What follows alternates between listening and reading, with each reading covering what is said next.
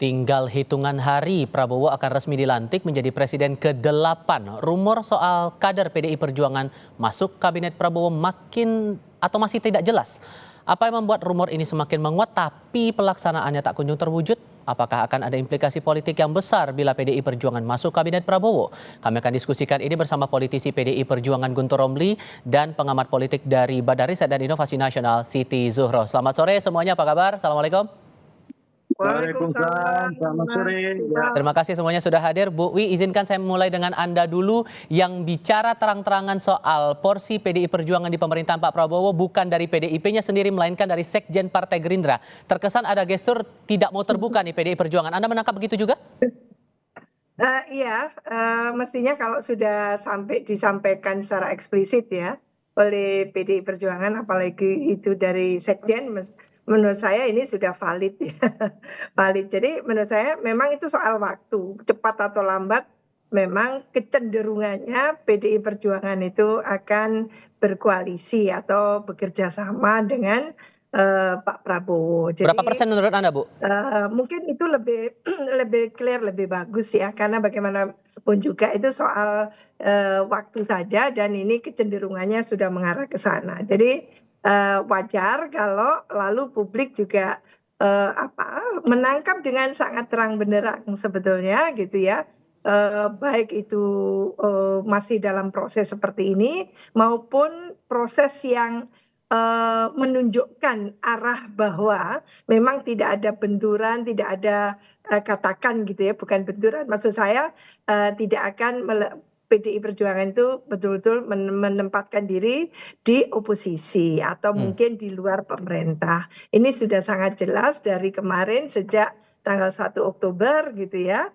Kita menyaksikan bagaimana pelantikan dari DPR RI, DPD RI, dan posisi MPR dan sebagainya itu ini adalah awal yang menunjukkan bahwa akan terjadi kerjasama itu antara PDI Perjuangan dengan tentu partai pemenang dalam hal ini yang dikomandani oleh Gerindra, yaitu kemenangan dari Pak Prabowo. Dengan sekian banyak rumor ini, Bu, termasuk terakhir ada 3 nama kader PDI Perjuangan yang diproyeksikan masuk ke kabinetnya Pak Prabowo, Anda merasa kemungkinannya dari 0 sampai 100% ini potensinya sudah seberapa besar PDI gabung ke pemerintahan baru?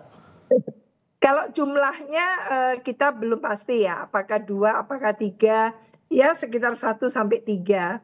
Tapi kemungkinan untuk bergabung atau bekerja sama itu kelihatannya sangat besar menurut saya, karena memang tidak ada resistensi dan kita juga membaca bagaimana gestur Bu Puan dalam hal ini dengan Pak Prabowo yang menunjukkan satu pola relasi komunikasi yang jauh lebih cair ya. Kita menangkapnya dari momen-momen kemarin itu dalam pelantikan dan sebagainya itu yang menunjukkan memang PDI Perjuangan sangat kemungkinan besar mengarah untuk bekerja sama. Oke, Mas Guntur masih bersama saya, Mas Guntur?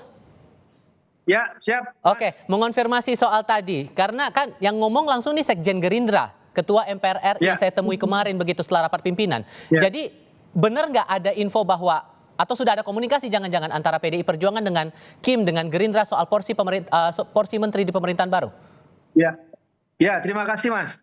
Jadi pada intinya terkait isu ada 2 atau 3 kader PDI Perjuangan yang mau masuk dalam pemerintahan Pak Prabowo itu bukan dari kami, Mas. Ya, bukan dari kami, bukan penawaran dari kami. Ya, kami tidak tahu bagaimana isu itu muncul. Ya mungkin saja ada tawaran dari pihak luar, ya kan? Tapi sampai saat ini kami menegaskan bahwa terkait sikap politik PDI Perjuangan mau di dalam atau di luar pemerintahan itu kan belum diputuskan oleh Ibu Ketua Umum. Jadi kalau sudah Ibu Ketua Umum memutuskan, maka itu baru ada kejelasan. Karena kami sendiri di internal juga masih menunggu pertemuan antara Ibu Ketua Umum dengan Pak Prabowo Subianto. Jadi ini dulu ya, ketemu dulu ya kan, ketemu dulu bagaimana hasilnya, itu yang sedang ditunggu-tunggu. Dan kalau pertemuan Ibu Megawati dengan Pak Prabowo Subianto itu di internal kami itu tidak ada penolakan, ya kan, tidak ada dinamika. Tetapi terus terang kalau memang terkait bergabungnya PDI Perjuangan dengan pemerintahan itu masih ada dinamika, ada diskusi, ada pertimbangan-pertimbangan. Misalnya ketika kalau kalau di luar pemerintahan alasannya itu apa? Misalnya kan ingin menjaga demokrasi, check and balances, kemudian membangun kekuatan penyeimbang seperti rekomendasi Rakernas kelima PDI Perjuangan pada bulan Mei 2024. Tapi kalau mau masuk itu juga alasannya karena ingin sama-sama membangun bangsa, karena juga masalah Indonesia ke depan semakin besar. Tetapi apapun dinamika yang ada terkait sikap politik PDI Perjuangan mau berada atau di luar atau di dalam pemerintahan, itu semuanya menunggu kecenderungan internalnya lebih ke bergabung ke pemerintahan baru atau di luar? Ya itu ada dinamika, Mas. Di situ kan ada diskusi lah, ada diskusi pertimbangan-pertimbangan mana yang mau kita ambil. Tapi semuanya kami menyerahkan kepada Ibu Ketua Umum untuk menegaskan sikap gitu. Kami sebagai kader ya mau di luar juga oke, mau di dalam juga oke. Tinggal menunggu apa yang mau diputuskan oleh Ibu Ketua Umum Megawati Soekarno Putri. Kalau gitu yang kemarin diomongin oleh Sekjen Gerindra kemarin itu bohong dong? Bukan, kami tidak mengatakan bohong, tapi itu tidak dari kami. Penawaran itu bukan dari kami, gitulah. Jadi ini perlu tegaskan bahwa PDI Perjuangan tidak pernah menawarkan diri. Kami juga cukup tahu diri. Kami memiliki calon sendiri waktu Pilpres kemarin. Dalam konteks saya saat ini ketika mau bertemu antara Ibu Megawati dengan Pak Prabowo juga konteksnya adalah untuk mencairkan suasana, membangun kondisi yang positif dalam pelantikan.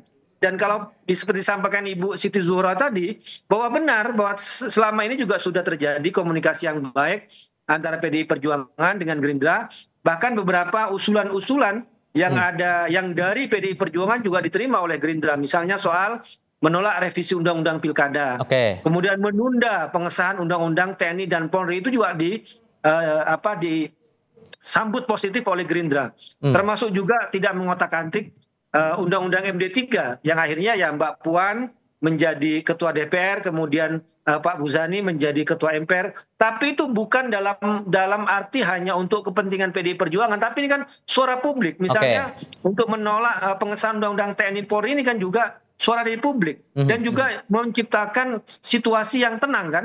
Kalau seandainya misalnya itu diloloskan secara sepihak oleh beberapa kelompok misalnya DPR, kita akan melihat kegaduhan seperti waktu revisi Undang-Undang Pilkada itu diloloskan di balik, kan terjadi ada demo, ada penolakan, ya, suara netizen dan sebagainya. Jadi bahwa ada kerjasama antara fraksi PDI Perjuangan dengan Gerindra dalam beberapa hal, iya. Tapi itu tidak hanya untuk kepentingan PDI Perjuangan, tapi juga suasana yang kondusif untuk pelantikan Pak Prabowo juga. Demikian, Mas. Lagi-lagi ini kaitannya Bu Wi soal masalah pertemuan antara Bu Mega dengan Pak Prabowo. Dan sampai sekarang kita belum ketemu nih tanggal pastinya gimana. Walaupun sudah beredar tanggal-tanggalnya antara pertengahan bulan inilah atau menuju ke tanggal pelantikan dan semacamnya. Apa yang membuat ini jadi sulit? Apakah ini ada kaitannya dengan pertemuan antara Pak Prabowo dengan Pak Jokowi Selasa malam waktu itu, Bu?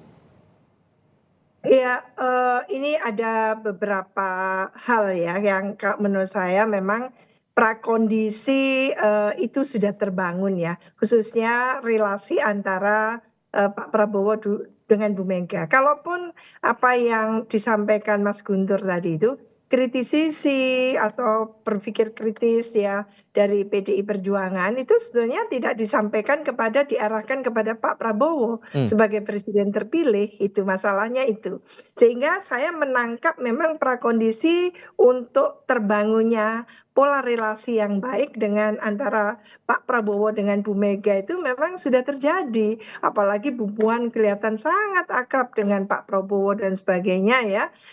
Dan juga dengan kader-kader elit Gerindra, antara Bu Puan dalam hal ini itu juga menunjukkan satu prakondisi. Lalu tentu gitu ya, karena hubungan itu tidak ansih antara Ibu Mega dan Pak Prabowo, tapi juga ada nanti yang akan menjadi mantan presiden yang saat ini masih presiden, yaitu Pak Joko Widodo, maka mungkin ada pertimbangan-pertimbangan yang tentunya sifatnya itu saling menghormati. Jadi bagaimanapun juga membangun pola relasi yang baik, kerjasama yang baik dengan Bu Mega bukan berarti lalu gitu ya memberikan dampak yang negatif kepada Pak Jokowi. Lah ini yang ingin mungkin diciptakan oleh Pak Prabowo tentunya gitu ya, sebagai presiden terpilih yang dalam prosesnya kemarin memang tidak bisa terpisahkan Mhm. dengan cawe-cawenya Pak Jokowi itu gitu.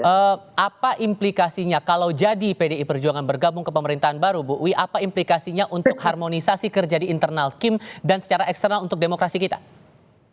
Iya, karena sudah ada tekad ya yang besar dari Pak Prabowo untuk membangun gitu ya, satu koalisi besar, satu kerjasama besar, melibatkan baik itu partai-partai politik melalui kader-kadernya yang dikirimkan untuk menjadi katakan menteri atau pimpinan lembaga, maupun juga undangan Pak Prabowo atau mungkin permintaan Pak Prabowo kepada ormas-ormas, komunitas, profesional, fungsi representasi yang juga dikedepankan karena Indonesia ini apa ya, satu negara yang unik arsipelago. Jadi fungsi representasi tadi itu kan kita mendengarkan sangat dikedepankan, ditonjolkan.